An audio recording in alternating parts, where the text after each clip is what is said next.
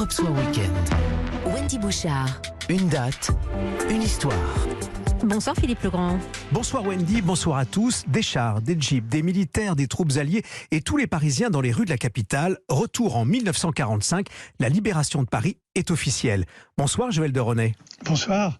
Écrivain et scientifique, vous avez été directeur de la recherche à l'Institut Pasteur. Le surf, pourrait-on dire, fait partie de votre quotidien, même lorsqu'il s'agit d'expliquer notre futur. Le surf vous doit sa notoriété en France. Vous en êtes d'ailleurs l'un de ses champions. C'est une autre victoire que vous avez choisi d'évoquer ce soir. Le 25 août 1944, le général de Gaulle prend la parole. Son message est clair. 4 mots entrés dans la postérité. Extrait. Paris outragé. Paris brisé, Paris martyrisé, mais Paris libéré. Joël de René, ces mots sont là, ils sont pour toujours dans l'histoire, je disais la postérité, outragé, brisé, martyrisé, mais libéré, des mots forts liés à ce 25 août 1944.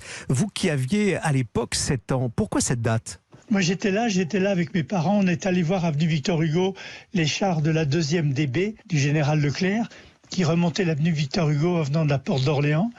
Mes parents m'avaient habillé en bleu, blanc, rouge. Et arrivant devant un char de Leclerc, il y a un conducteur de char qui m'a pris sous les bras et qui m'a assis à cheval sur le canon du char. Ça, c'était absolument inoubliable. J'ai fêté l'entrée des chars de Leclerc à Paris le 25 août 1944 à 7 ans. Alors vous étiez avec votre famille, Joël de René, on l'a bien compris. Quelle était l'ambiance autour de vous ? Les Alliés étaient là aussi, vous évoquez les chars de la 2e DB, mais il y avait aussi, au fond, c'est ce qui a fait partie de la fête, c'est-à-dire que au fond, les armées alliées se sont mélangées. Oui, mais il n'y avait pas que la fête, il y avait aussi des miliciens, comme on les appelait, qui étaient sur les toits du cinéma Victor Hugo, au 6e étage, sur un balcon, et qui ont commencé à tirer sur la foule, ce qui fait que nous nous sommes réfugiés dans des portes cochères, et les chars ont braqué leurs mitrailleuses sur ce balcon, qui a conservé pendant des années, ça m'a valu beaucoup d'émotions, les traces de balles pour essayer de déloger le milicien qui nous tirait dessus. Est-ce que vous avez aussi, Joël de René, autour de cette date du 25 août 1944, vous avez le souvenir de ce drapeau tricolore qui a été hissé au sommet de la Tour Eiffel par des sapeurs-pompiers ? Bien sûr, j'ai le souvenir de ce drapeau, mais j'ai aussi le souvenir des drapeaux que mes parents avaient mis sur les fenêtres de notre appartement du 16e arrondissement. Et malheureusement, ça n'a pas du tout plu à des miliciens qui étaient sur des balcons au-dessus de la maison, en face, et qui ont tiré dans nos volets. On a gardé ce trou dans les volets pendant des années comme souvenir. On les a entendus tout à l'heure, ces mots du général de Gaulle, outragé, brisé, martyrisé, mais libéré. Ils résonnent encore. Vous vous souvenez d'avoir approché aussi le général ? Je l'ai vu à Biarritz quand il est allé place Clémenceau, après la libération. Je l'ai vu de très près. Joël de René, cette vague de l'histoire nous emmène vers une autre vague, celle d'un livre que vous publiez sous ce titre, justement, La vague, métaphore de la vie, aux éditions du Cherche-Midi avec l'INSEP. Le sport est à l'honneur.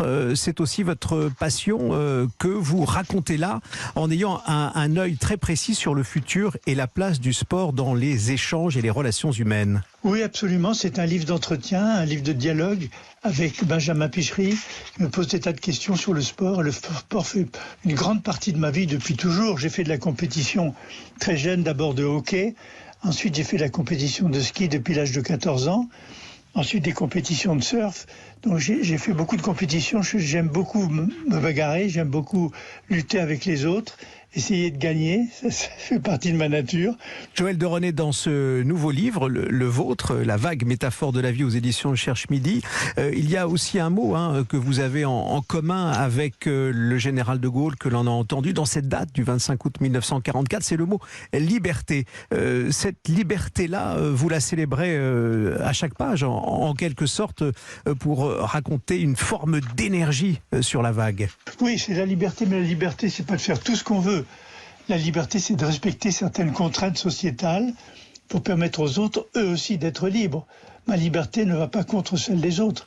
Mais le surfeur, par essence, est libre par rapport à l'océan. Dans l'écosystème, il est libre de choisir sa vague, il est libre d'arrêter quand il veut, il est libre de repartir prendre une autre vague, en espérant toujours que la prochaine sera meilleure que celle qu'il vient de prendre. Merci Joël de René de nous avoir raconté votre histoire qui fait écho à la grande histoire le 25 août 1944 et d'avoir évoqué cette autre vague de notre histoire contemporaine avec la vague métaphore de la vie. On va rester sur ce surf et sur la vague. On va la suivre avec cette chanson que vous avez choisie comme un refrain pour se dire au revoir. Surfing in USA avec les Beach Boys. À bientôt Joël de René. Au revoir. C'était une date, une histoire en conclusion de ce 18-20 comme chaque samedi sur Europe.